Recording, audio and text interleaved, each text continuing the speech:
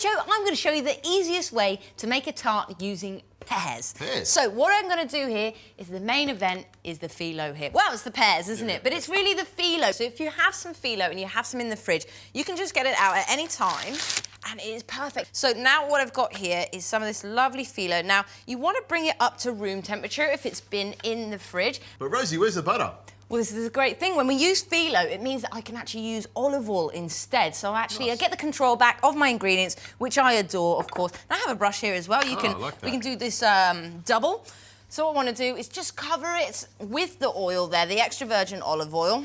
So what we'll do is we just want to lay that on there, and I'll show you that it's just a simple baking tray. You don't need a fancy tray or anything like that. And I want to show you how you can use normal things that you'll find in your cupboard and whip up something quite extraordinary. There we go. So what we'll do, do another one there.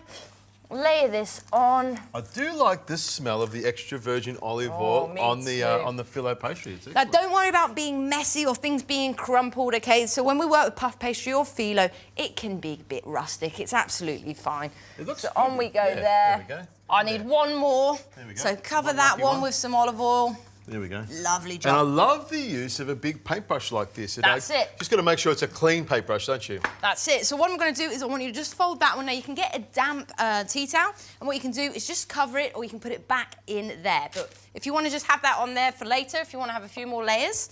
So what I'm going to do is I'm just going to fold this down. Nice. To make a little bit of a border. So simple.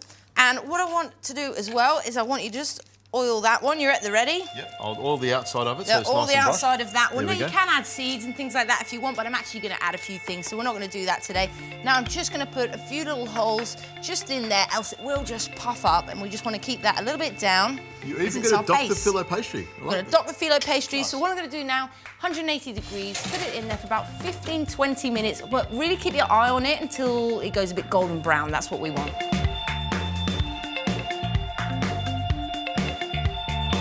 So I'm just going to let that cool just there. It's gone beautifully crunchy. It's going to be very flaky. It's going to be a messy one. I'm going to get you to slice that pear ever so thinly, because we're not going to cook it again. Okay. So what I'm going to do is I'm just going to chop a few chives, and I'm going to put it in some creme fraiche, which is going to end up being our kind of base. I like that.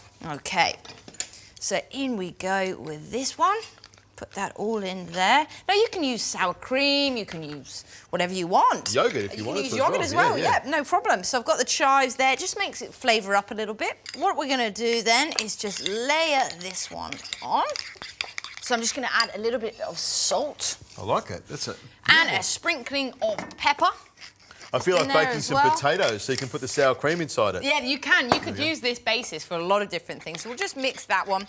Now that that's cooled a little, I'm going to bring that in there, and I'm just going to spread it in between the borders there, nice and thin. We don't want it too thick. That's really the reason that we don't want kind of an overripe pear either, because we don't want it to be soggy. The Fillo is actually extremely tender. We've got to treat it very gently. Nice. So here is where you want to get your kind of inner artist on. Now, what you could do is just very carefully grab those nicest bits of pear, on they go like that. So what we'll do is we'll just keep going with this one, and then we'll start putting our toppers on.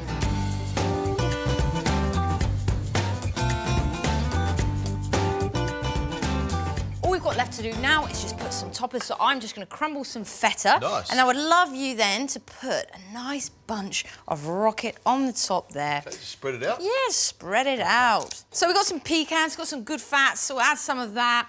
Just crumble them straight on top? That's it. Of course, I'm going to put my little touch on it. I've got some hemp seeds here as well, so some nice omega-3, omega-6 on there. Lovely. Love that. And a bit of honey as well is just what's going to sweeten it up, bring out that sweetness of the pear. So over we go with that honey. Honey and cheese work really well together. They're divine. So just can you put a little bit more black pepper?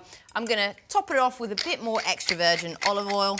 Now, Rosie, it looks good like that, but I'm going to take it off the tray because I'm going to cut it up. I'm really, really excited to get into this one. It's a great, easy thing. You just whip it off. We don't even need plates. Let's use our hands. No, we don't need them. You don't need them. I like that. Need them. Eat it like a pizza, like Eat a it pear like a pizza. pizza. Cut into it like that. Oh. A little piece for you there, Rosie. Look at that. Perfect. The Fillo pastry is really crisp. It's going to be very crisp and crunchy. I like that a lot.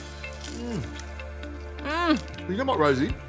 This is one of the nicest things I've seen you cook in a while. You cook beautiful stuff. I love the feta on there. I love the creme fraiche on it. The honey on there to sweeten it up. It is a really, really nice dish. Well done. Great.